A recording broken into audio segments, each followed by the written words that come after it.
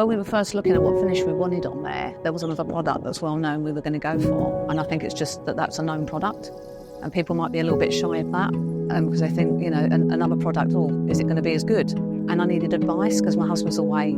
So I made a phone call to the store. They said, pop in, and that's what I found really good. Straight away I thought, it's nice that they're local. I can go in. Jack and Sam, young guys in there, they know their job. They know about everything, a lot of experience.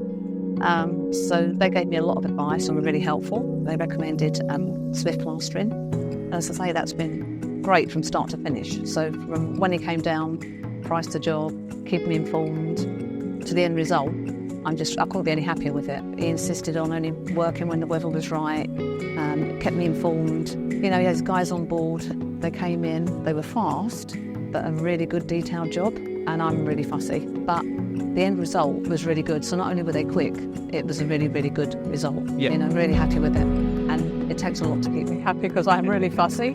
So yeah, the end result is great. As I say, I just like that, they're local. If you need paint, anything like that, they're there for advice, and any products you need, they've got it. And it's easy. Yeah, we're having an extension done.